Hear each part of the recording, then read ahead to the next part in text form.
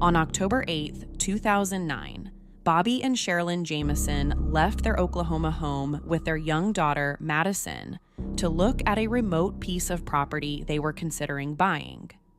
Several days later, their pickup truck was discovered abandoned in the mountains.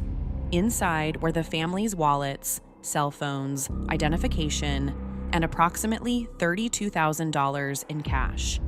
Even their dog had been left behind, but there was no sign of the Jamisons. 4 years later, the remains of Bobby, Sherilynn, and Madyson were discovered less than 3 miles away. However, investigators couldn't determine how they died or explain the strange circumstances surrounding their disappearance. So, what happened to the Jamison family? Was this a tragic accident, or did someone lead them into those mountains and kill them?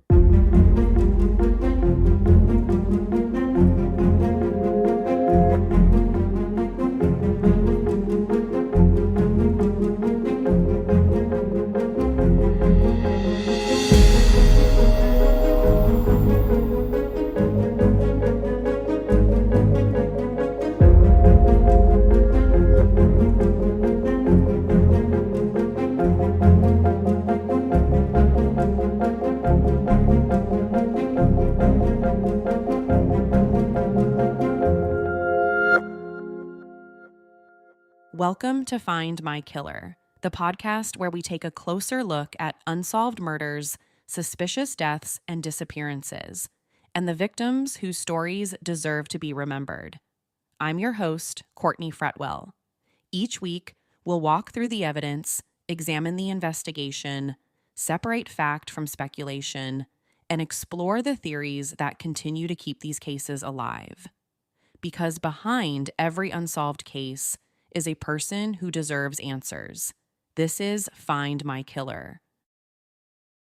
On October 17th, 2009, a group of hunters on dirt bikes set out to go hunting for the day in a remote part of Latimer County, Oklahoma, northwest of Red Oak. But as they rode, they came across a parked white pickup truck that had been pushed off the main road. At first, they thought it probably belonged to another group of hunters. But when they approached it, they encountered something else bizarre. In the back seat was a dog clinging to life. The dog was so severely malnourished and barely breathing, like it hadn't had a sip of water in days.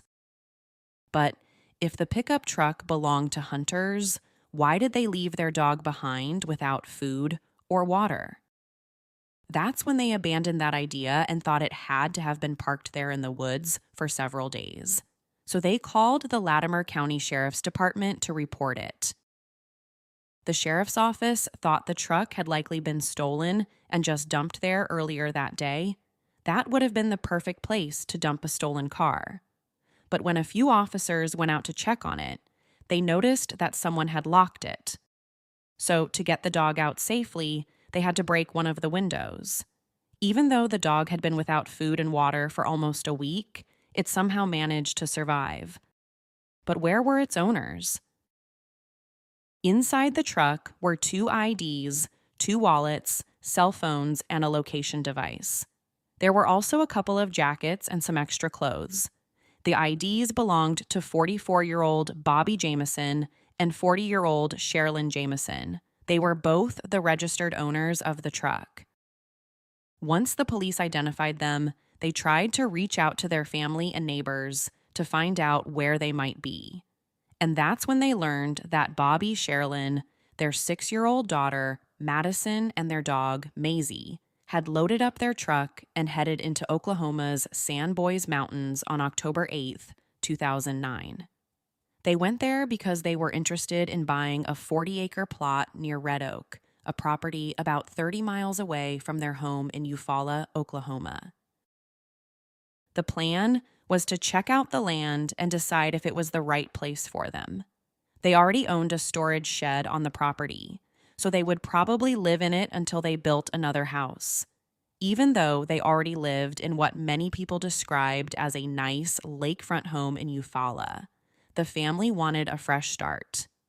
According to family and friends, The Jamisons set out on this trip over a week ago, and no one had heard or seen them since. But the reason why no one reported them missing earlier was that they were allegedly known to do this every once in a while. They had a history of sometimes going off the grid, so it wouldn't be out of the norm for them to be gone for a week or two at a time in total silence. Plus, Bobby and Sherilynn had already permanently pulled their daughter out of school because they were planning this move to the mountains. So none of her teachers would have known anything was wrong either. The Jamisons were described as a religious family who kept to themselves and might have even seemed a little odd if you didn't really know them.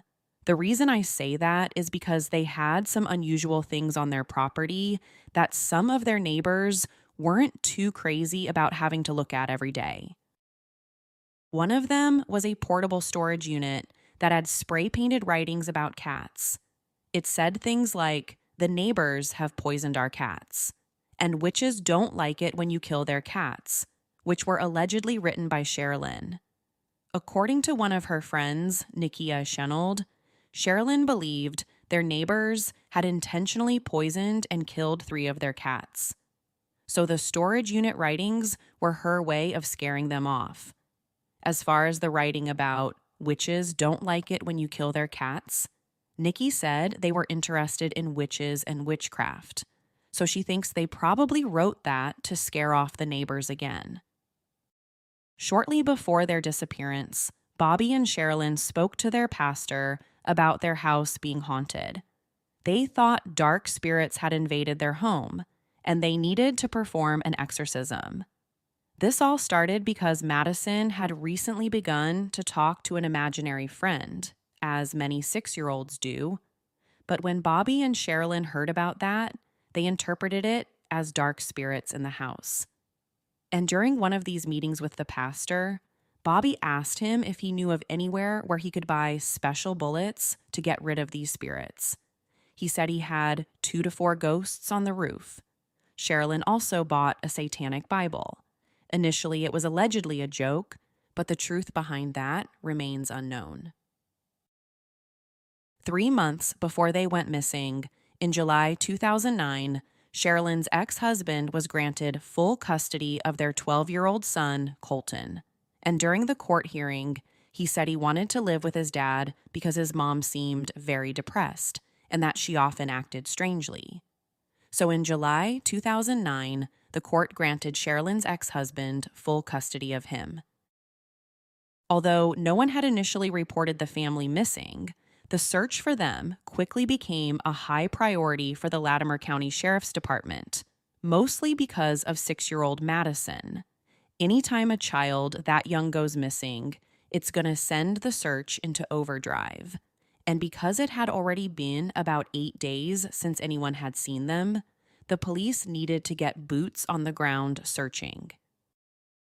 In the beginning, more than 100 law enforcement officers were called to the mountains. They brought in helicopters to search by air. They enlisted the help of hundreds of volunteers. They used search and rescue dogs to try to pick up the family's scent, but nothing turned up. There was no sign of the Jamisons. While search crews roamed the area, authorities went back and searched the vehicle for a second time, and this time they made an unusual discovery. Underneath the driver's seat, there was a bank envelope containing $32,000 in cash, which might have been the cash they needed to buy the land. But here's why this discovery was a little strange. Bobby and Sherilynn were both on disability. In 2003, Bobby had been involved in a severe car accident that left him with chronic back pain and unable to hold down a job. So, ever since the accident, most of the family's money has come from disability insurance. Sherilynn also wasn't able to work. She reportedly suffered from a severe case of bipolar disorder and was prescribed medication that caused her to be unable to work. However, friends and family told authorities that Sherilynn had a history of not taking her bipolar medication, which would often cause severe episodes of depression. So because the police knew the family relied on disability benefits, it was a little odd for them to have $32,000 in cash stuffed inside an envelope in the truck.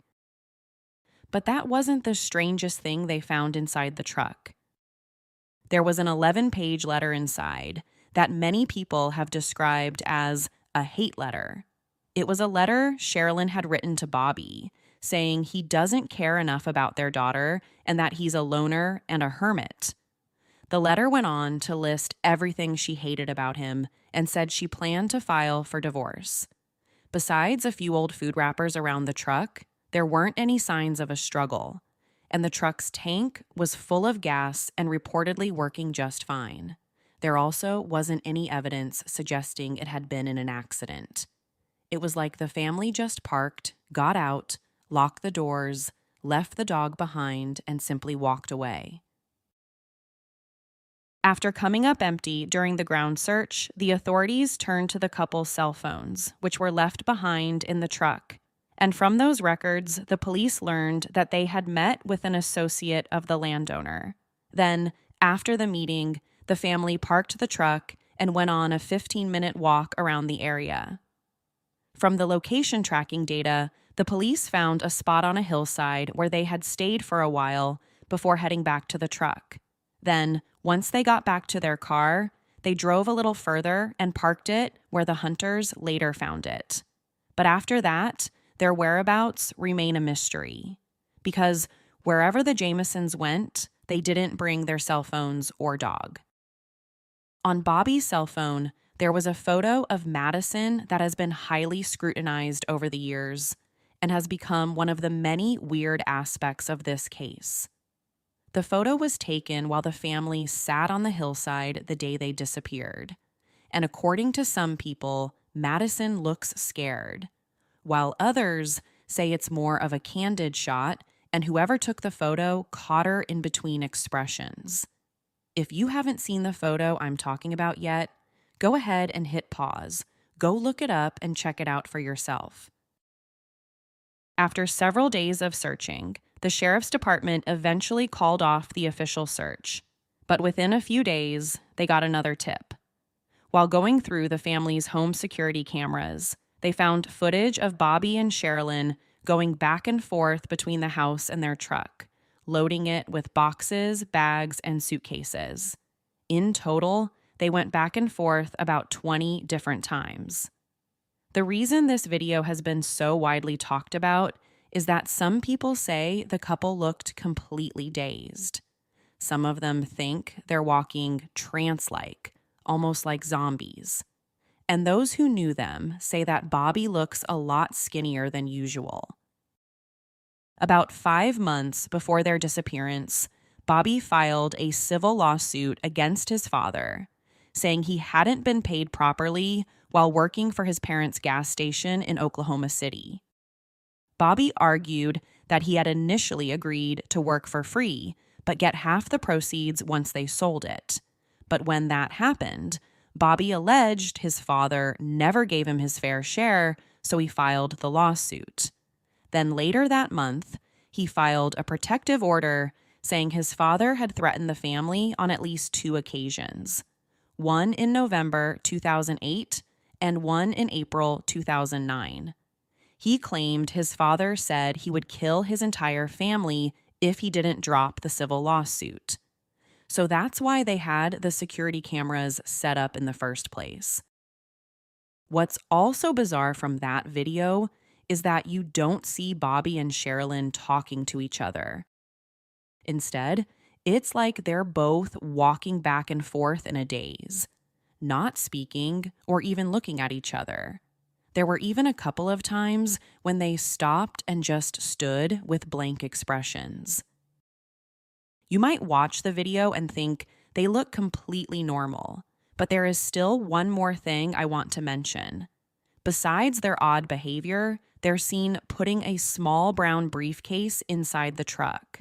But when the police finished their search of it, they never found it. They also never found Sherilynn's .22 caliber gun, leading the police to believe the family took it with them when they abandoned their truck. Even to this day, those items have never been recovered. Over the next 4 years, no one heard from the Jamison family until November 16th, 2013.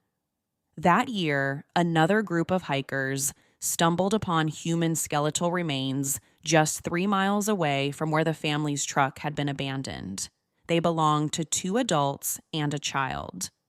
Because the remains were so badly decomposed, investigators had to use both forensic pathological and anthropological testing to confirm who they belonged to. By spending 4 years out there in the wilderness, they were only bones. It took forensic pathologists over 6 months to identify the 3 sets of remains. And on July 3rd, 2014, officials finally confirmed that the remains belonged to Bobby, Sherilynn, and Madyson. But the identification was just the first step. The next question became, what happened to them when they left their truck that day? How did they die? And just as importantly, why? The simple answer is, we don't know. Because the bodies were so decomposed, we simply don't know how they died. We can't tell if they were shot or stabbed, nothing. The only hint to a cause of death was on Bobby's remains. Pathologists found a small hole in his skull that resembled a bullet wound, but we don't know for sure. There just weren't enough remains left to definitively say someone was shot. There's also a lot of mystery surrounding the location where the bodies were eventually found. We know that hikers discovered the remains only about 3 miles away from the truck.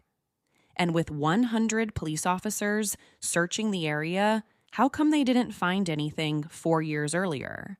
How do you miss 3 bodies, 2 adults, and a small child? This search involved drones, helicopters, and dogs. So why weren't they able to find them?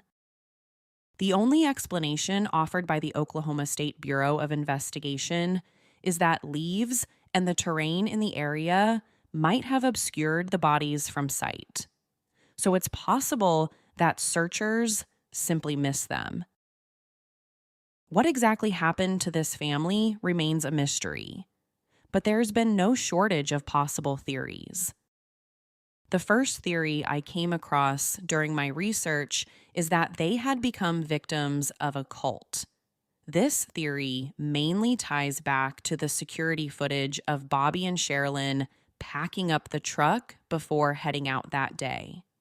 People who believe in this cult theory point to their trance-like movements going back and forth between the house and truck. At times, they even stopped to stare at each other. Other people suggest that maybe drugs were involved, and drugs can explain the trance-like movements. To piggyback on this cult theory, some people specifically argue that the Jamisons were members of a satanic cult, and that's why someone killed them. This has become a pretty popular theory because even Sherilynn's mom, Connie Cocaton, has come out and claimed that her daughter, son-in-law, and granddaughter were on an Oklahoma cult hit list. She believes that the part of Oklahoma where the family lived is known for satanic cults.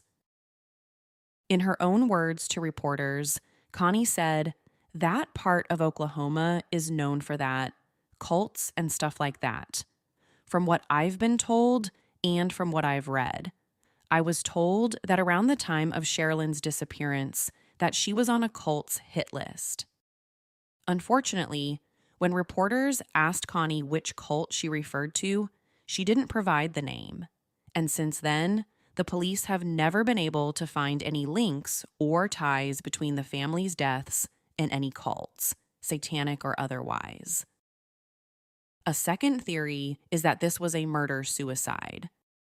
We know that Sherilynn owned a .22 caliber pistol and that investigators never recovered it. We also know there were problems in the marriage. That was evident by the 11-page hate letter found inside the truck. Then there's the autopsy. Even though we don't know for sure, the pathologist did find a small hole in Bobby's skull that resembled a bullet wound. But there's also a major problem with this theory. Neither Sherilynn nor Madyson had any visible bullet wounds on their bodies. And there's another problem. The gun has never been found. If this were a murder-suicide, you would expect to find the gun somewhere near the remains. But this problem doesn't necessarily rule this theory out, because it's possible that during the 4 years when the bodies were out there, someone could have come across the gun and taken it. A third theory is that the family simply got lost in the woods and couldn't find their way back to the truck. Maybe they went out for a walk or hike, got lost, and succumbed to the elements. But there are 3 big problems with this one. Number 1, why wouldn't they bring the dog with them? As a dog mom myself, I would never leave my golden retriever inside the car while I went out to hike or walk. And if you own a dog yourself, you probably agree. You aren't going to lock them inside the car alone. Problem number 2, and this is something we haven't talked about yet. When the hikers discovered the remains, the bodies were lined up next to each other, side by side with their faces down towards the ground. It almost looked like someone had killed them execution style. Then finally, problem number 2, Bobby's back. Earlier in the episode, I said how Bobby had been in a horrible car accident a few years earlier that left him unable to work and relying on disability checks. So given his back pain, it seems unlikely to me that they went out for a 3-mile hike, especially uphill. But the list of possible theories doesn't end there. Other possibilities I found during my research include a white supremacist killed the family. They were going into witness protection. It was a meth deal gone wrong. Their deaths were a part of a kidnapping plot. They faked their deaths and they're still alive somewhere. They became disoriented from carbon monoxide in their pickup truck, and their deaths were a total accident. Early on, many people speculated that Bobby's father was responsible for their disappearance and deaths because of the civil lawsuit that was going on about unpaid wages. So the theory goes, maybe Bobby's father made good on his threats. This theory is also backed by Sherilynn's mom, who claims that Bobby's father had a temper and had money. She also heard rumors that he had some connections to the Mexican mafia. So when she found out that her daughter and son-in-law were missing, she instantly thought of Bobby's father. But the police don't believe he was involved, and Bobby's father died 2 months after the family went missing. At the time of the disappearance, he was in and out of the hospital with several medical problems. And at 64 years old, and with a handful of serious medical issues, he wasn't someone who would be physically capable of killing 3 people. Plus, he had an airtight alibi on the afternoon the family left their house to head to the woods. But what about this drug deal gone wrong? A popular theory is that the Jamisons were somehow involved in drug dealing. Many people who believe in this theory point to the $32,000 in cash found inside the truck. Maybe this was money they received after selling drugs, or the money they were planning to use to buy more drugs. $32,000 is a lot of cash to have in an envelope, but we do know that they were out there looking to buy land. They wanted to buy this property where they had the portable storage unit. So it's possible they took the money to purchase the property. Another reason drugs might have been involved goes back to the security footage. Many people watch Bobby and Sherilynn and think that their strange behavior could be explained by drug use. Maybe they were both high. But the police never found any illegal drugs inside the family's truck. The only drugs they found were prescription drugs. There were also no reports from family and friends that they did drugs or were involved in dealing. People who don't believe in the drug dealing theory also point to something else. If Bobby and Sherilynn went out there for a drug deal, Why did they bring their 6-year-old daughter with them? And why did they bring the dog? And why make a drug deal in the middle of the woods? You could just as easily make the same deal inside your house or inside someone else's house. You don't need to drive out to the middle of nowhere, park your car off the main road, and make the deal. For those concerned about what happened to the family's dog, Maisie, it survived and went to live with Bobby's mother. The Jamison family didn't simply vanish. Their remains were eventually found less than 3 miles from their abandoned truck. But even after that discovery, investigators were no closer to explaining what happened to them. Was this a tragic accident? Did Bobby or Sherilynn cause the family's deaths? Or did they encounter someone in those mountains who killed them and then walked away? More than 16 years later, we still don't know how Bobby, Sherilynn, and 6-year-old Madyson died, or whether another person was responsible. Until those questions are answered, the Jamison family's case remains unfinished. If someone else was with the Jamisons that day, or if anyone knows what led them into those mountains, it's time to come forward. Bobby, Sherilynn, and Madyson deserve the truth about what happened to them. Anyone with information can contact the Latimer County Sheriff's Office or the state police's tip line. Find My Killer is a Rockefeller audio production.